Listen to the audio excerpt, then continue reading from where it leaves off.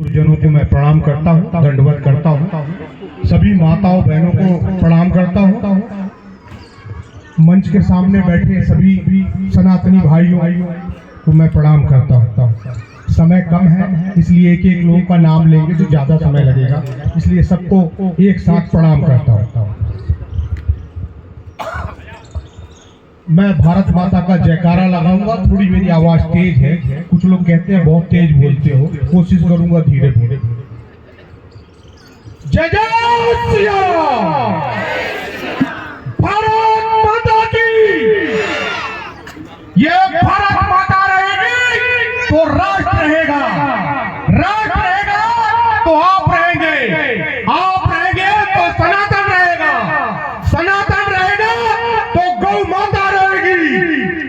गौ माता की रक्षा के लिए आपको तत्पर होना है। आपको पता हो पहला आंदोलन गौ रक्षा के लिए किसने चलाया था? पता है आपको? करपात्री महाराज। शायद आपने इनका नाम ना सुना हो, पर आपको बता दो करपात्री महाराज वो गुरु थे। जब देश की आजादी के बाद इंदिरा गांधी प्रधानमंत्री बनी थी तो इंदिरा गांधी को रक्षा प्रधानमंत्री बनने के लिए उनको आशीर्वाद दिया था करपात्री महाराज ने, और उन्होंने उनसे वचन चाहा था, गौ रक्षा का वचन। उन्होंने वादा किया था हम गौ रक्षा के लिए कानून लाएंगे, राष्ट्र में भारत माता की रक्षा के साथ गौ रक्षा हो सकेगी। पर दुर्भाग्य है ऐसा हुआ नहीं। प्रधानमंत्री बनने के बाद यह याद दिलाने के लिए पूरी सभा, पूरी लोकसभा का घेराव करपात्री महाराज अपने हजारों लाखों साधुओं और गांव के साथ दिल्ली गए, आंदोलन किया। उन्होंने वचन चाहा इंदिरा गांधी से कि आप ऐसा अध्यादेश लाइए, कानून लाइए, पर यह ऐसा हुआ नहीं। दुर्भाग्य है ऐसा न हो सका और सभी साधु और गायों के ऊपर गोलियां चलाई गई। कई हजारों लाखों साधु उस गोली में मारे गए, गाय भी मारी गई। यह एक दुर्भाग्य हमारे देश का, आजाद देश का। हमारी संस्कृति सभ्यता अपने देश में नहीं बताई जाती, बच्चों को नहीं पढ़ाई गई। करपात्री महाराज बहुत विक्षुब्ध हुए और उन्होंने इंदिरा गांधी के पूरे वंश को श्राप दिया था कि जा इंदिरा, जिस प्रकार मेरे साधु मारे गए उसी प्रकार तेरे भी कुल का नाश होगा। जो आप देख रहे हैं, आप सबको मालूम है जिस प्रकार बाकी सबकी मौत हुई, स्वयं इंदिरा गांधी की मौत गोलियों के साथ हुई थी। ये आपको सबको पता होना चाहिए। हमारे गुरुजन बैठे हैं मंच पर, मैं बार बार निवेदन करता हूँ हमारे सभी सनातनी भाइयों को वह शास्त्र सिखाएं, अवश्य सिखाएं, पर इस देश की रक्षा के लिए, माओ बहनों की रक्षा के लिए शस्त्र का ज्ञान क्यों नहीं देते? शस्त्र चलाने की शिक्षा क्यों नहीं बताते? हथियार रखने की बात क्यों नहीं कहते? निवेदन करूंगा, दंडवत करता हूं, कहें मैं इनमें इन सब बातों के लिए आप सबका सहयोग करूंगा। मैं बताऊंगा शस्त्र कैसे लेते हैं, शास्त्र के साथ शस्त्र का प्रयोग कैसे करें। आपने देखा होगा कृष्ण जी का अवतार, जब विष्णु जी के मुख्य अवतार में आते हैं वो अपना विराट रूप दिखाते हैं, तो शास्त्र के साथ उनके हाथों में शस्त्र होता है, शस्त्र के साथ शास्त्र होता है, वह उसे चलाना भी बताते हैं। कृष्ण जी ने बताया था सुदर्शन चक्र कैसे चलाते हैं, राम जी ने बताया था धनुष बाण कैसे चलाते हैं, कैसे नरसंहार किया जिन आताताइयों ने, उसमें श्री रामचंद्र जी ने कैसे वध किया अपने शस्त्र और शास्त्रों के रूप में, ये सब बताया है गीता में, रामायण में, महाभारत में। मैं गुरुजनों से कहूंगा वो जरूर सिखाएं माताओं को, बहनों को, हमारे सनातनी भाइयों को इस राष्ट्र की रक्षा कैसे करना है, भारत माँ को कैसे बचाना है। आज आपके घर के आसपास लाखों आताताई बस चुके हैं, भारत माँ कई खंडों में बटने की कगार परसों की घटना बताते हैं हम आपको। बांग्लादेश में क्या हुआ, एक जिंदा आदमी को जलाया गया। आपने न्यूज़ों में सुना होगा, वो सनातनी था। ये बताइए, यदि शास्त्र के साथ शस्त्र चलाने का अभ्यास होता तो उसे कोई जला सकता था? बताएं, आप जला सकता था?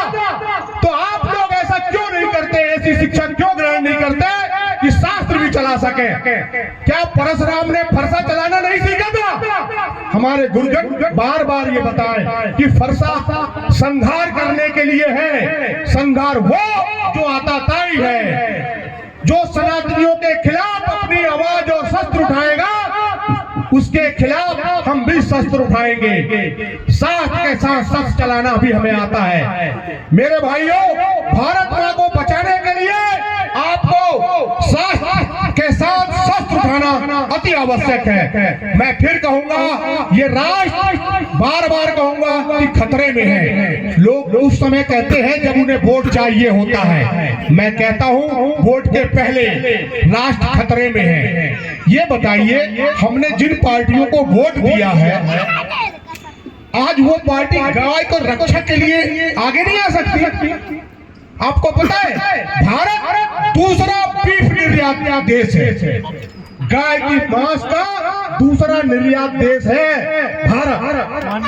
सबसे ज्यादा गाय मांस भारत से बिक रही है। क्यों? क्या हमारे भारत में स्लॉटर हाउस की जरूरत है? आज गौ रक्षा के लिए हम लोगों ने ये मंच सजाया है। क्या स्लॉटर हाउस जो गाय काटते हैं, कसाई खाने की आवश्यकता है? सनातन धर्म में कभी किसी को काटा जाता है, किसी को कष्ट दिया जाता है?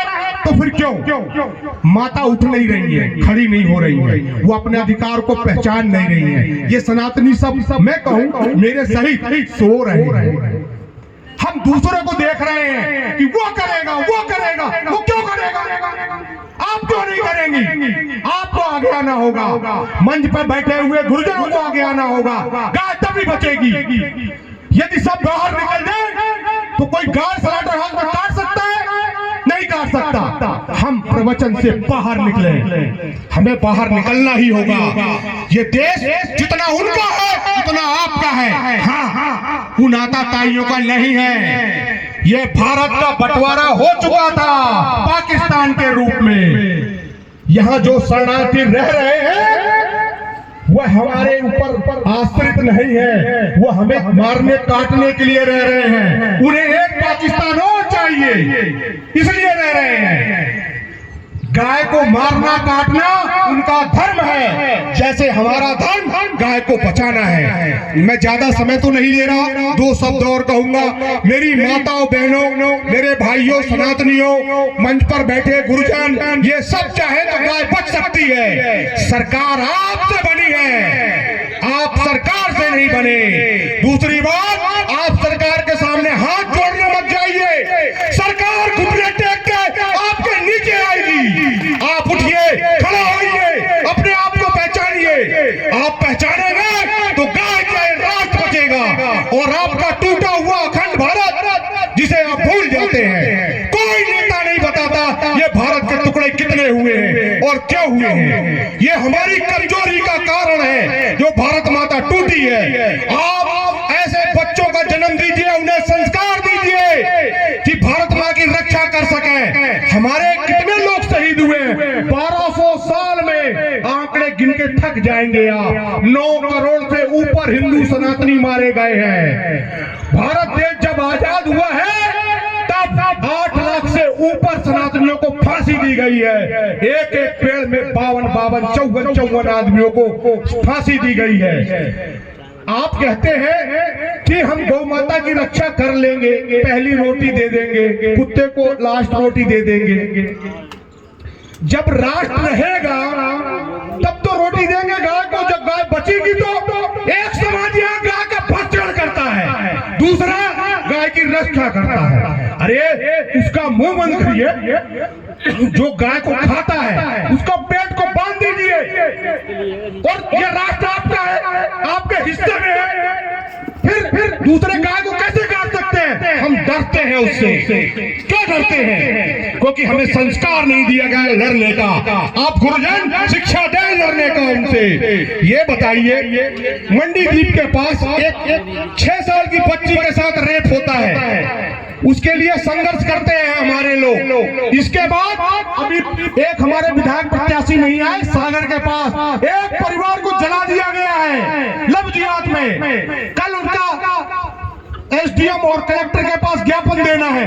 क्यों जलाया गया? कि कुछ आताताइयों ने घेर लिया घर को और उसके माँ से कहा बच्ची को यहाँ लाओ।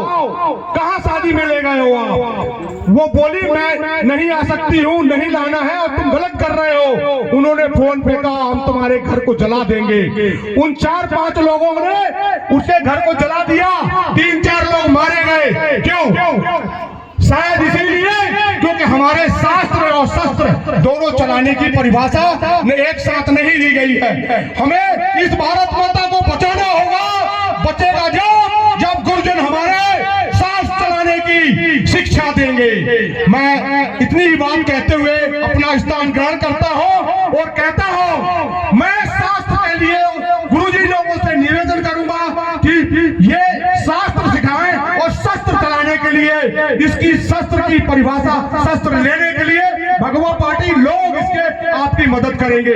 आप बाहर आए, हम सब आपको तलवार, भाला, बल्लम, बंदूक सबसे सुशोभित करना चाहते हैं। हमारी माए सोचे दुर्गा माँ के पास कितने हथियार थे, काली के पास कितनी ताकत थी, ये ताकत आपकी कहाँ गई है?